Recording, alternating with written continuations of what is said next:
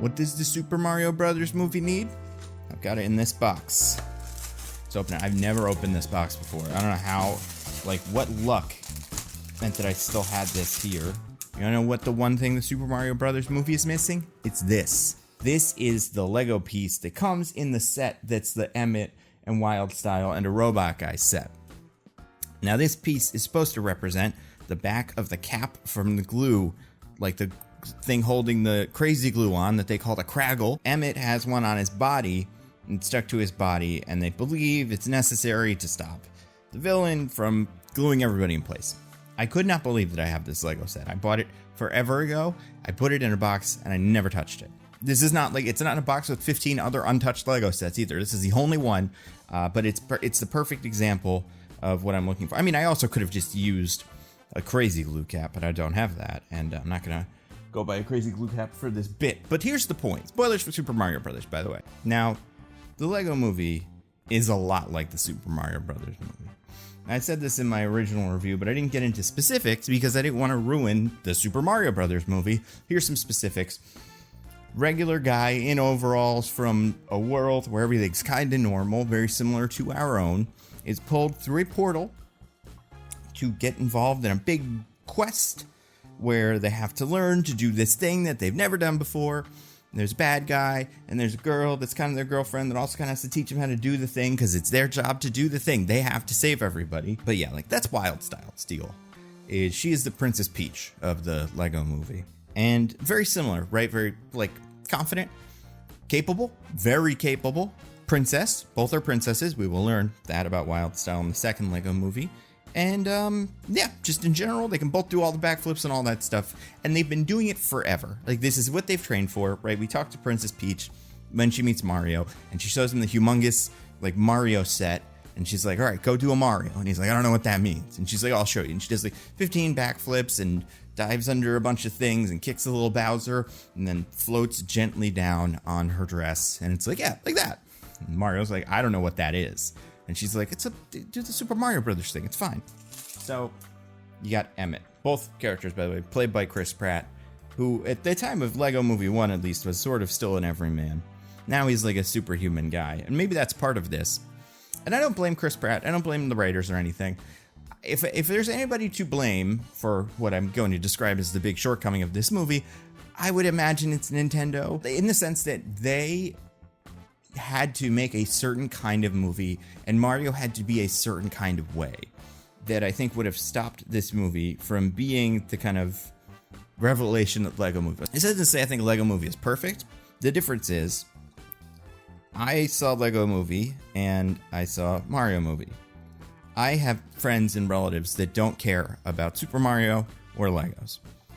If one of them asked me today, should I see the Super Mario Brothers movie, I would say, maybe.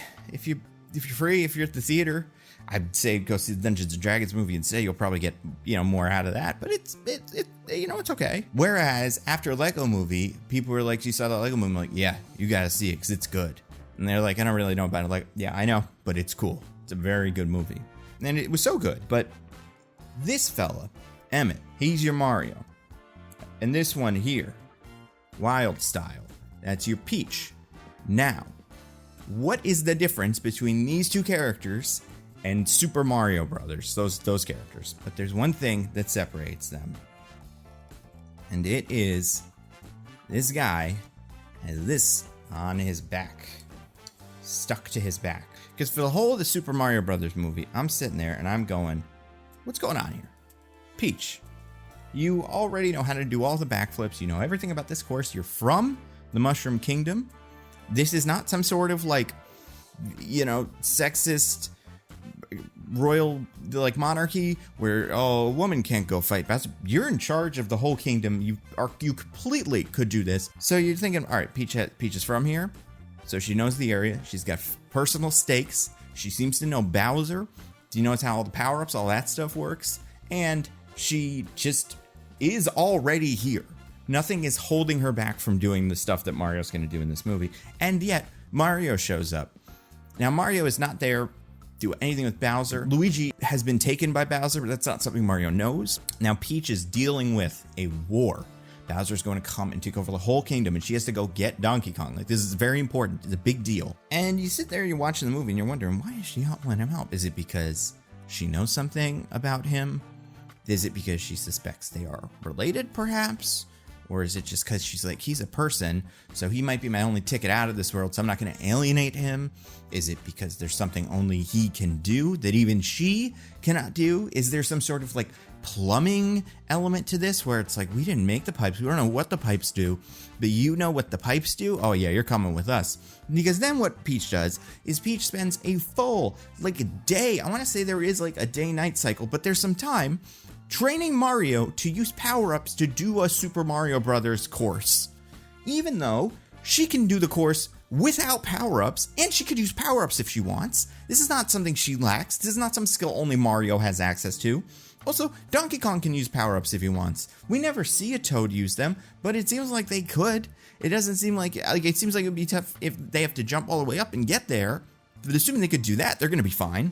And Wild Style has that interaction with Emmett. Emmett's like, I want to help. And she's like, no, you're not helping. You're not ready for this. I'm better at this than you.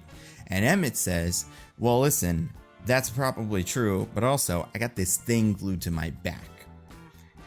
Even though we should not be friends, we should not be working together. You are completely in the right. You should be in charge here. I just happen to have the random piece attached to me that we need to use to stop this guy. I have the one ring and it's stuck on my finger, so I am coming with you too. And I'm gonna have to do the really cool special thing. There is no reason why Peach brings Mario around. There's extra no reason why she spends a full day training him when you have this imminent disaster here where like Bowser's gonna come destroy the whole kingdom. And you still have to go to Donkey Kong. You have to convince them to help you. And even, like, they go to Donkey Kong after all this time is wasted, and Bowser just shows up right then. So it's like, oh, well, if maybe we had sped up a little bit, we hadn't done a little training montage for no reason, we would be fine. There's a bit near the end of the movie where Peach kind of pulls a little fast one and uses ice powers to stop the mechanism that's going to kill everybody and also freeze Bowser. And, like, in that moment, I'm like, hey, Peach, I think you got it. Like, just keep throwing ices at Bowser, ice everybody else, figure out some setup to save everybody, and you're good, you're done. In a post-Lego movie world, where you have this trope where a character, a girl, shows up, and she should be the main character of the movie, but instead, some dork is the main character of the movie instead, for no reason, right? Like, it's just like, well, he is the hero. The movie kind of has to acknowledge, like Lego Movie does, well, that is unfair. There's gotta be some dumb reason. And they got one. It's the red thing that's stuck to his back. With Mario, there legitimately is none. It is like, at some point, Peach goes, hey, audience member, let me see a ticket real quick. Oh, it says Mario's in this movie. Well, I guess we gotta stick with him, because there's absolutely no reason. Like, there could be reasons. There totally could be. You could totally have a movie where, like, only humans can use the power-ups. You have to have 5 fingers to use the power-ups, or however many fingers Mario has. Sometimes cartoons have different amounts of fingers, but, like, there's just something where it's like, I was going to do this but myself, and the Toads wanted to help, but they can't, and oh my god, you're a person, you can use power-ups, absolutely, you're coming with me. Because that's the problem with this movie. There's no tension. There's no nothing. And that's why I've seen a lot of positive reviews for this movie. A lot of people that say, I like this. A lot of those reviews tend to start with, I've been a huge Mario fan my whole life. I played all the games. I played this game. It was my favorite game. And then I played this game. And then I played this game. And then I played this game. I'm not saying that means those people are wrong or that they shouldn't like the movie. What I'm saying is those people have this really handy emotional investment that they're able to use to bypass the fact that the movie doesn't give you any. There's no reason why me, a person who is not a humongous Mario fan, I played, Galaxy and Smash and Mario Kart and Mario Party, so I played enough Mario that I know what's going on. But, like, if I'm not a humongous Mario fan, this movie does not do any work to make me care about Mario, or Peach for that matter. It's just, he's just a guy who's there, right? There's nothing you can connect with. There's a little bit in the very beginning of like, you're not a good plumber, Mario. You got a bad commercial. And he's like, oh, that stinks. Then he goes to the Mushroom Kingdom, and that just doesn't happen anymore. And there's just no arcs. And without those arcs, someone in my position, who's not a humongous Mario fan, cannot get invested in this movie or the stakes of the movie because we don't care about these characters because the movie hasn't given us any reason to. In the Lego movie, you empathize with both of them. You empathize with Emmett because he's in a weird situation. He wants to be special, and he knows he's not, but he has this really weird reason that he is, and he's trying his best, but he just can't do it, right? And then with Wyldstyle, you have someone who knows she deserves it. She should have gotten the promotion, and she just didn't. And like, life isn't fair, and kind of the patriarchy, although at this point it's really just random chance that she didn't get stuck to the crackle, but like, it's this, not inferiority complex, isn't it? But this just like, man, it should have been me. That vibe. You can relate to that as an audience member. But with Peach, it's like, what's Peach's deal? What is motivating Peach? I want to make sure all the little mushroom guys don't die. And then what's motivating Mario? I want to save my brother.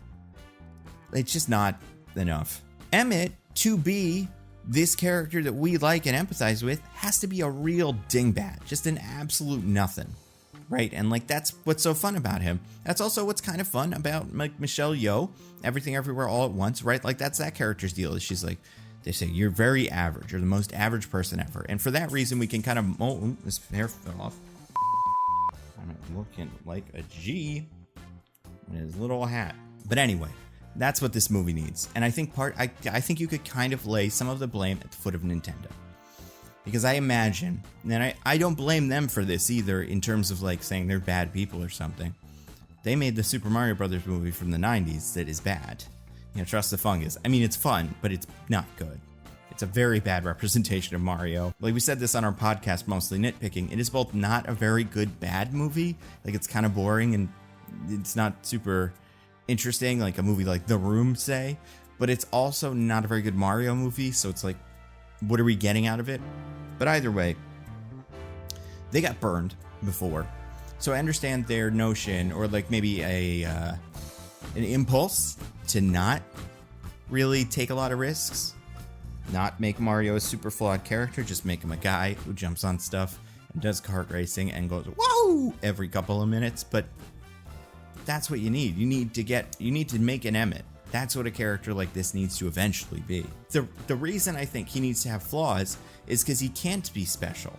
Peach has to recognize that he is not special. But for some other reason, he needs to come with her, right? He's the only one that's going to be able to find Luigi. He's going to be the only one who can use the power-ups. Peach thinks he's going to be a useful person for getting back to Earth because she thinks she's from there, right? Any of those answers to like what's going on in this movie would make total sense. And then she's like training Mario, and Mario's like, I don't really know how to do this. And she's like, I don't care, you just have to.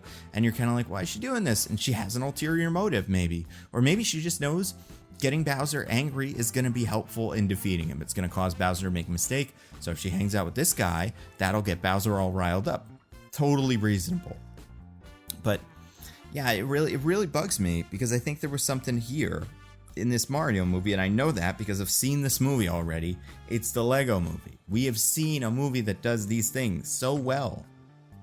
And I would love to be able to tell everybody I know, oh, you gotta go see that Mario movie. It's so good, it's so funny, the animation's great, and the story is fun. And I've seen people that I'll say like, this movie, man, was missing a lot of stuff. People say, why does Mario movie have to have a story? It's Super Mario, it's for kids. A, it's not. It's for kids and adults.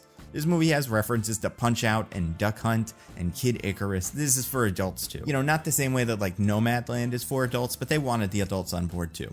But second, all the movies we really like, looking back 10 years later, 20 years later, right? Beauty and the Beast, Finding Nemo, Lion King, they all have solid stories and are for kids. This is the problem with the Minions movies and the Illumination stuff a lot of the time. It's bright, it's colorful, and it's completely forgettable. And that is just, I think, if I was a huge fan of Mario, which I'm not, but if I was, I would think it deserves better. I would want better for my Mario. That's just me. Those are the things I think you could do to change it. Just get a really stupid reason why Mario has to be involved that Peach is not psyched about, but over the course of the movie, they learn to love each other. That's conflict. That's what makes these stories work. That's where tension comes from. That's where all this, that's why we're here. Thanks for watching. Make sure to listen to my podcast, Mostly Nitpicking, and watch my other videos on the Nando Cut and my Nando View Movies channel. That's all I got. Take care. Bye. I really gotta find his hair. I don't like this hat on him.